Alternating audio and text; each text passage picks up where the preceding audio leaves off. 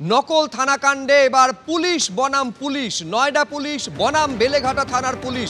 আপনারা জানেন যে বিভাস অধিকারী প্রাক্তন তৃণমূল নেতা, তার নকল থানাকাণ্ডে তদন্তে এসেছিল কলকাতায় নয়ডা পুলিশ। এবার বিভাস অধিকারীর ঘরের তালা ভাঙতে যায় নয়ডা থানার পুলিশ, কিন্তু সেখানে বাধা দেয় বেলেঘাটা থানার পুলিশ।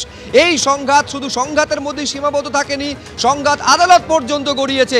এখন পুরো বিষয়টা কোন জায়গায় দাঁড়িয়ে আমি জানবো, আরো বিস্তারিত কথা বলবো।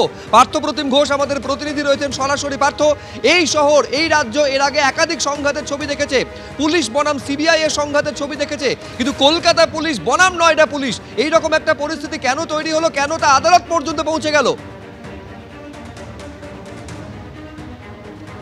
দেখো, একেবারে আদালত পর্যন্ত পৌঁছালো। এবং তার আগে তোমায় বলবো যে গত অগাস্ট মাসে বিভাস অধিকারী প্রাক্তন তৃণমূল নেতার এই নকল থানা কাণ্ডের সামনে আসার পর নয়ডার তার পরবর্তীকালে বেলেঘাটাতেও তার কিন্তু এইরকমভাবে নকল থানা খুলে কারবার চালানোর কীর্তি সামনে এসেছিল। এবং সেই তদন্তে নয়ডার পুলিশ তারা আজকে বেলেঘাটায় আসে এবং তারা একটা সার্চ ওয়ারেন্ট নিয়ে আসে। এবং সেই সার্চ ওয়ারেন্ট নিয়ে যখন তারা প্রথমে বেলেঘাটা থানায় যায়, বেলেঘাটা থানা পুলিশ তাদের দুজন পুলিশ আধিকারিককে নিয়ে তারা সিআইটি রোডে যে জায়গায় অফিস রয়েছে, যেখানে একেবারে নকল থানা খুলে বসেছিল বিভাস অধিকারী, সেখানে যান। কিন্তু সেটা বন্ধ থাকায় তারা বলেন যে তালা ভেঙে তারা ঢুকতে চান। কিন্তু বেলেঘাটা থানা পুলিশ বলে যে তালা ভাঙার জন্য আলাদা করে আদালতের অনুমতি নিয়ে আসতে হবে। এরপরে গোটা বিষয়টা একেবারে আদালত পর্যন্ত জল গড়ায়। এবং তারপর শিয়ালদা আদালতে, আমরা যে জায়গায় দাঁড়িয়ে রয়েছি সেখানে, নয়ডার পুলিশ তারা এসে পৌঁছায় এবং আদালতের কাছে তারা একটা তালা ভাঙার জন্য পিটিশন যখন জমা দেয়, শিয়ালদা আদালতের বিচারক সেই পিটিশন হাতে নিয়ে তিনি জানান যে তিনি তালা ভাঙার অর্ডার দিতে পারবেন না।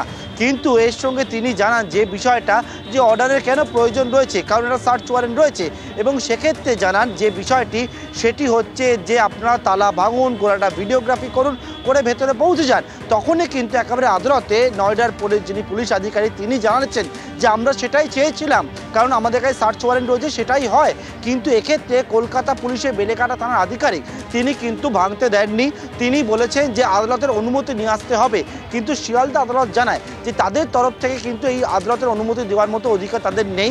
এর প্রসঙ্গে একবার শিয়ালদা আদালতের বিচারক জানান যে একেবারে কোনো ঘরের মধ্যে যদি কোনো আসামি বন্দী হয়ে তাকে অভিযুক্ত থাকে, তাহলে তাকে বার করার জন্য কি আদালতের অনুমতি নিতে হবে? সার্চ ওয়ারেন্ট থাকলেই তালা ভেঙে ভেতরে প্রবেশ করা যায় এবং সেক্ষেত্রে কিন্তু গোটাটা ভিডিওগ্রাফি করতে হবে। এক্ষেত্রে যদি আরও কোনো অনুমতির প্রয়োজন হয়, সংশ্লিষ্ট যে আদালত অনুমতি দিয়েছিল, সার্চ ওয়ারেন্ট দিয়েছিল, সেখান থেকে আনতে হবে। অর্থাৎ এক্ষেত্রে যে সার্চ ওয়ারেন্ট নিয়ে আসলো দিল্লি নয়ডা পুলিশ, তারা জানাচ্ছে যে তারা বিভিন্ন জায়গায় সার্চ ওয়ারেন্ট নিয়ে গিয়ে এইরকম কিন্তু গোটা প্রক্রিয়ার মাধ্যমে তারা কিন্তু একেবারে ভিডিওগ্রাফি করে এইরকমভাবে তল্লাশি করতে পারেন। কিন্তু তারা কলকাতা পুলিশের কাছে বাধার মুখে পড়লেন। যদিও বেলেঘাটা থানা পুলিশ সূত্রে যেটা দাবি করা হচ্ছে যে সার্চ ওয়ারেন্ট থাকলেও কোনোরকমভাবে সেখানে যেহেতু কেউ থাকে না, তার জন্য কোনোরকমভাবে কোনো অর্ডার তাদের কাছে লাগবে যে তালা ভাঙার জন্য, এবং সেই তালা ভাঙার অর্ডার না থাকার জন্য কিন্তু তাদেরকে আদালতের দ্বারস্থ হওয়ার বিষয় বলা হয়। অন্যদিকে আদালতের বর্তমানে যে বক্তব্য, সেটাও সামনে এসছে। এখন দেখার বিষয় যে এই জল আর কতদূর পর্যন্ত গড়ায়। একেবারে পার্থ, তুমি আমাদের সঙ্গে থাকো। এইবারে বিভাস অধিকারীর বিরুদ্ধে যে নকল থানা খোলা এবং তোলাবাজির অভিযোগ সামনে এসেছে, এর মধ্যে আরও একটা চমকে দেওয়ার মতন তথ্য সামনে এসেছে। উত্তরপ্রদেশে নকল থানা খুলে, নয়ডায় নকল থানা খুলে ইতিমধ্যে গ্রেফতার হয়েছেন স্বপুত্র বিভাস অধিকারী। এবারে বিভাস অধিকারীর বিরুদ্ধে কানাডার বাসিন্দা থেকে 18 লক্ষ টাকা প্রতারণা করার অভিযোগ সামনে এসেছে। একের পর এক অভিযোগ বিভাস অধিকারীর বিরুদ্ধে সামনে আসছে। International police and crime investigation bureau এই নাম করে প্রতারণা করা হয়েছে বলে অভিযোগ। এইটা কি ধরনের প্রতারণা, এমনকি এই প্রতারণার জাল কানাডা পর্যন্ত কিভাবে পৌঁছে গেল, আমাদের প্রতিনিধি পার্থর সঙ্গে আরেকবার বলবো। পার্থ, এর আগে শুধুমাত্র নয়ডাতে নয়, একেবারে বেলেঘাটাতে নকল থানা খুলে তোলাবাজির ভুরি ভুরি অভিযোগ সামনে এসেছিল। এবার এই তোলাবাজির কানাডা কানেকশন কিভাবে সামনে আসছে? দেখো, নকল থানার বিষয়টি সামনে এসেছিল, তার পরবর্তীকালে কিন্তু একেবারে কয়েকটি জায়গায় ধোঁয়াশা ছিল। তদন্তকারীরা সেটা যারা জানাচ্ছেন যে তার কাছে কিন্তু অনেকটাই পরিষ্কার হয়েছে। নকল থানার কারবার, যেই কারবার কিন্তু বহু বছর ধরে করছিল, এবং সম্প্রতি একেবারে নয়ডায় খোলা হয় এবং কলকাতাতেও কিন্তু সেই নকল থানার কারবার সে চালু করেছিল বিভাস অধিকারী। এবং এই বিষয়টি গত অগাস্ট মাসে যখন সামনে আসে, সংবাদ মাধ্যমে গোটা বিষয়টি প্রচারিত হয়, তখন কানাডা একজন প্রবাসী যিনি কানাডায় বসবাস করেন, তিনি নয়ডা পুলিশের সঙ্গে যোগাযোগ করেন এবং তিনি জানান যে তাকে কিন্তু ভয় দেখানো হয়েছে এবং তাকে বলা হয়েছে যে এক্ষেত্রে একেবারে যে বিষয়ে পুলিশ জানাচ্ছে সেটা তারা তদন্ত করে দেখেছে যে এনফোর্সমেন্ট ডিরেক্টরেট তারা একটা মামলা করছিল এবং সেই মামলায় যে ব্যক্তির বিরুদ্ধে মামলা মানি লন্ডারিংয়ে সেই ব্যক্তিকে কিন্তু সাহায্য করেছিল এই কানাডায় যিনি রয়েছেন সেই ব্যক্তি, এবং অর্থাৎ কোনো আইনি সহযোগিতা সেটা করেছিলেন।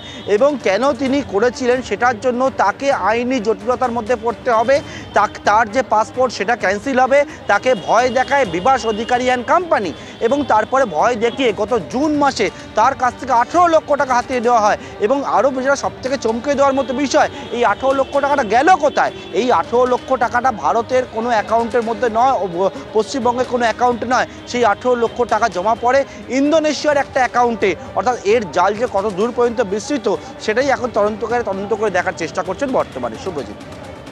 বেশ পার্থ, আপাতত তোমাকে ধন্যবাদ। নিঃসন্দেহে এবার গোটা বিষয়টা তদন্ত করে দেখবে পুলিশ, তার কারণ যে 18 লক্ষ টাকা বিভাস অধিকারী ভয় দেখিয়ে তুলেছিলেন সেই 18 লক্ষ টাকা ইন্দোনেশিয়ার একটা ব্যাংকের অ্যাকাউন্টে গিয়ে পৌঁছেছে। ফলে এই যে নকল থানার কারবার চালিয়ে যাচ্ছেন দিনের পর দিন বিভাস অধিকারী এবং তার পুত্র, যদিও এখন তাদের গ্রেফতার করা হয়েছে, তাদের এই কারবার বা প্রতারণার জাল কত দূর পর্যন্ত বিস্তৃত, শুধু ভারত নয়, ভারতের গণ্ডি ছাড়িয়ে বিদেশে একাধিক দেশেও কি বিস্তৃত, এইটা কোন খতিয়ে দেখার চেষ্টা করছে পুলিশ।